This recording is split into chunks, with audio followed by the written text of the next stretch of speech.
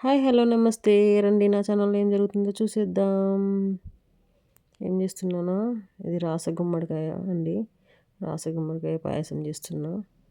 నేను ఒక రాసగుమ్మడికాయలో 4వ వంతు తీసుకొని దాన్ని కట్ చేస్తున్నా.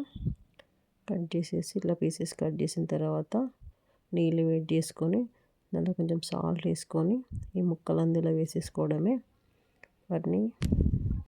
వాటిని ఒక 10 నిమిషాల పాటు మూత పెట్టుకొని ఉడికించుకోవాలి.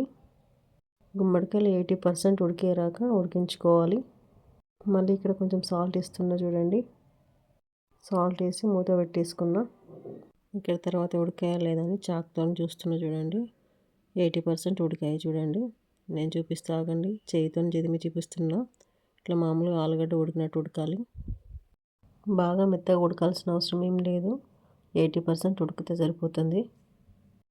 ఇప్పుడు వీటిని స్టవ్ ఆఫ్ చేసేసుకొని మూత పెట్టేసుకొని ఒక 10 నిమిషాలు పక్కన పెట్టేసుకోవాలి. ఇక్కడ నేను కొత్త బియ్యంతో పాయసం చేస్తున్నా. అమ్మ వాళ్ళు పంపించిన కొత్త బియ్యం ఇవి, పంట బియ్యము. అమ్మ వాళ్ళే స్వయంగా పండిస్తారు. ఇక్కడ చూడండి ఎంత బాగున్నాయో బియ్యం. ఇక్కడ నేను గ్లాసున్నర బియ్యం తీసుకున్నా. పంట బియ్యం కాబట్టి ఫస్ట్ పాయసం చేసి దేవుడికి నైవేద్యం పెట్టిన తర్వాత తింటాం. గ్లాసున్నర బియ్యం పోసుకున్నా. గ్లాసున్నర బియ్యం పోసుకుని వాటిని నీట్గా కడిగి పెట్టుకోవాలి. ఒకటేసారి కడగాలి. కొత్త బియ్యం కాబట్టి ఒకసారి కడుక్కుంటే సరిపోతుంది. ఎక్కువసార్లు కడగద్దు. డస్ట్ అనేది తక్కువగా ఉంటుంది కాబట్టి ఒకసారి కడుక్కుంటే సరిపోతుంది. ఇట్లా మంచిగా కడిగి పక్కన పెట్టేసుకుంటున్నా. మనం మామూలు బియ్యాన్ని అయినా కానీ ఎక్కువసార్లు కడగద్దు. దానిలో ఉన్న థైమిన్ అనే విటమిన్ వెళ్ళిపోతుంది. అందుకే తక్కువ కడుక్కోవాలి. ఇక్కడ చూడండి గుమ్మడికాయ ముక్కలు, అట్లాగే కడుక్కున్న బియ్యం చూడండి.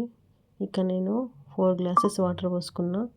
1.5 బియ్యంకి 4 గ్లాసెస్ పోసుకున్నా. కానీ అక్కడ నాకు సరిపోలేదండి. మళ్ళీ ఒక 4 గ్లాసెస్ పోసుకున్న తర్వాత పాయసం అనేది మెత్తగా రావడానికి ఎక్కువనే వాటర్ పడతాయి. ఇక్కడ జై శ్రీరామ్ బియ్యం కాబట్టి నేను ఫస్ట్ 4 గ్లాసెస్ పోసుకుంటే అవి మామూలు రైస్ లాగా అయింది. కాబట్టి నేను మళ్ళీ ఒక 4 గ్లాసెస్ పోసుకున్నా. మొత్తం 8 గ్లాసెస్ అని 1.5 బియ్యంకి 8 గ్లాసెస్ వాటర్ పోసుకున్నా. స్టవ్ ఆన్ చేసుకొని రైస్ అనేది 80% ఉడికేలాగా చూసుకోవాలి. గుమ్మడికాయ ముక్కలు కూడా 80% ఉడికినాయి చూడండి. ఇక్కడ రైస్ చూపిస్తున్నా. రైస్ అనేది ఇట్లా 80% ఉడకాలి. ఇక్కడ చూడండి అది కేజీన్నర బెల్లము. కేజీన్నర బెల్లం అనేది వేయలేదు కానీ కేజీ బెల్లం అయితే పట్టిందండి నాకు. 1.5 గ్లాస్ బియ్యానికి కేజీ బెల్లం పట్టింది నాకు. ఇక్కడ గుమ్మడి ముక్కలు అవి తొక్కు తీసుకుంటున్నా. ఇట్లా చెక్కు తీసేసుకొని వాటిని చిదిమి పెట్టుకోవాలి. వాటిని చేతితో మెత్తగా చిదుముకోవాలి. చూడండి ఇక్కడ గుమ్మడిని ఇట్లా పేస్ట్ లాగా చేసుకోవాలి. ఇప్పుడు దీన్ని 80% రైస్ అనేది అక్కడ ఉడికిపోయింది. ఉడికిపోయిన రైస్లో వేసేసుకున్నా. ఇట్లా వేసుకున్న తర్వాత దాన్ని మంచిగా గంటతో కలపాలి. అదంతా విడివిడిగా అయ్యేలాగా మంచిగా కలుపుకోవాలి. ఇక్కడ రైస్ చూడండి 80% ఉడికింది. మరీ మెత్తగా కాకుండా మరీ గట్టిగా కాకుండా ఉంది చూడండి. ఇక్కడ రైస్ అనేది 80% ఉడికింది. గుమ్మడి అనేది 80% ఉడికింది. ఇప్పుడు దీన్ని రెండింటిని కలుపుకొని మళ్ళీ ఒక 10 నిమిషాలు ఉడికించుకోవాలి. ఇక్కడ నేను బెల్లం తురుముతున్నా. నేను మామూలుగా అట్లా చాకుతోనే తురుముకుంటా. అట్లయితేనే మంచిగా రైస్లో అనేది మంచిగా కరిగిపోతుంది బెల్లము. చూడండి ఇక్కడ కేజీ బెల్లం నేను తురుముకున్నా. నేను ఇక్కడ స్వీట్ ఎక్కువ ఉండాలని కేజీ వేసుకున్నా. మీరు కావాలంటే కొంచెం తగ్గించుకోవచ్చు, ఇంకా స్వీట్ కావాలంటే వేసుకోవచ్చు. ఇక్కడ చూడండి రైస్ ఉన్న గుమ్మడికాయను మంచిగా ఉడికించుకున్న తర్వాత దాంట్లో ఇప్పుడు మనం తురిమిన బెల్లంని వేసుకోవాలి. వేసుకొని మంచిగా కలుపుకోవాలి. ఇక్కడ కేజీ బెల్లం పట్టిందని చెప్పినా కదా. ఫస్ట్ నేను ఒక 3/4 కేజీ తురుముకున్నా. తర్వాత సరిపోదని ఇంకా 1/4 కేజీ తురుముకొని వేసేసుకున్నా. ఇట్లా వేసేసుకొని మంచిగా బెల్లం అంతా కరిగిపోయేలాగా మంచిగా దాన్ని కలుపుకుంటూ ఉండాలి. మళ్ళీ ఒక 10 నిమిషాలు మెల్లగా కలుపుకుంటూ ఉండాలి. దాన్ని కింద అడుగంటుకుంటుంది లేకపోతే. ఇక్కడ బియ్యం ప్లస్ గుమ్మడి రెండు కలిసి 90% ఉడికిన తర్వాత బెల్లం వేసుకోవాలి. బెల్లం వేసుకున్న తర్వాత బెల్లం కరుగుతుంటే ఇక్కడ అన్నం అనేది ఇట్లా పలుచగా అయిపోతుంది. ఇంకా నేను ఇలాచి పొడి వేస్తున్నా. ఇలాచి పొడి ఏంది తెల్లగా ఉంది అనుకుంటున్నారా? ఇలాచీలో కొంచెం షుగర్ వేసుకొని దాన్ని మిక్సీ పట్టుకున్నా. అందుకే అది వైట్గా ఉంది. పాయసం ఎప్పుడు కలుపుతూనే ఉండాలి, లేకపోతే అడుగు అంటుకుంటుంది.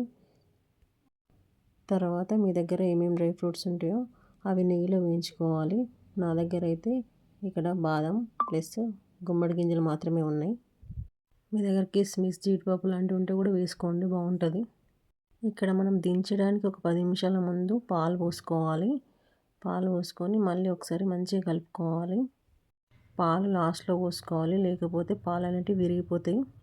ఇట్లా పాలు పోసుకొని మూత పెట్టేసుకొని ఒక 10 నిమిషాలు సిమ్లో ఉంచుకోవాలి. ఇక్కడ నేను నెయ్యి చూపిస్తున్నా, అది నేను ఇంట్లో తయారు చేసుకున్న నెయ్యి. ఆ నెయ్యి అనేది వేడి చేసుకొని దాంట్లో డ్రై ఫ్రూట్స్ అనేవి వేయించుకోవాలి.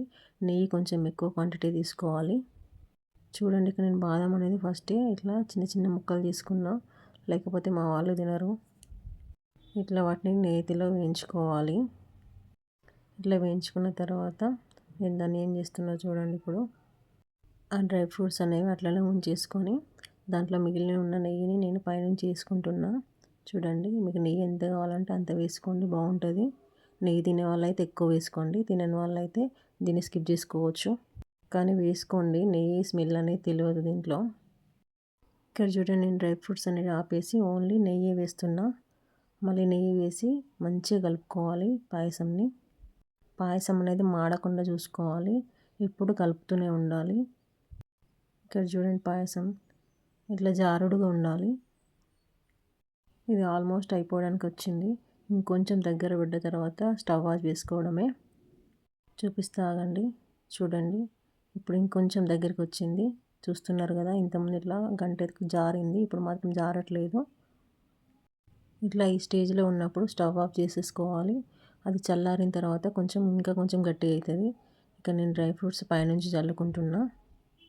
ఇట్లా నెయ్యిలో వేసిన డ్రై ఫ్రూట్స్ని మంచిగా పైనుంచి చల్లుకొని దాన్ని మూత పెట్టేసుకోవాలి. స్టవ్ ఆఫ్ చేసుకొని ఒక 15 నిమిషాలు అట్లా పక్కన పెట్టేసుకోవాలి. చూడండి ఎంత బాగుందో, చూస్తుంటేనే నోట్లో నీళ్ళు ఊరిపోతున్నాయి నాకైతే. మంచి ఇలాచీ స్మెల్ కూడా వస్తుంది. ఇక్కడ చూడండి, ఇది నేను దేవుడికి తీస్తున్నా. దేవుడికి తీసుకొని నైవేద్యంగా పెట్టడానికి ఇక్కడ గిన్నెలో తీస్తున్నా నేను. ఇట్లా తీసిన తర్వాత మా చిన్నోడిని దేవుడికి దీపం పెట్టమని చెప్పిన, వాడి చేత్తోనే నైవేద్యం పెట్టిపించిన. పంట బియ్యం కాబట్టి ఫస్ట్ పాయసం దేవుడికి నైవేద్యం పెట్టిన తర్వాత మనం తినాలి. ఇక్కడ వాడు నైవేద్యం పెడుతున్నాడు చూడండి. నైవేద్యం పెట్టి మంచిగా దండం పెట్టుకున్నాడు చిన్నోడు. వాడు పాయసం స్టార్ట్ చేసినప్పటి నుంచి అడుగుతూనే ఉన్నాడు, అయిందా మమ్మీ, అయిందా మమ్మీ, దేవుడికి పెడదాం మమ్మీ అనేసి అడుగుతూనే ఉన్నాడు. దేవుడికి నైవేద్యం పెట్టిన తర్వాత అది మొత్తం కలిపిస్తున్నా చూడండి. అట్లా పాయసం అనేది లూజ్గా ఉంటేనే ఇష్టం నాకు. బాగుంది కదా, మీరు కూడా నచ్చితే చేసుకొని తినేసేయండి. నచ్చితే లైక్ చేయండి, షేర్ చేయండి, సబ్స్క్రైబ్ చేసుకోండి. బాయ్.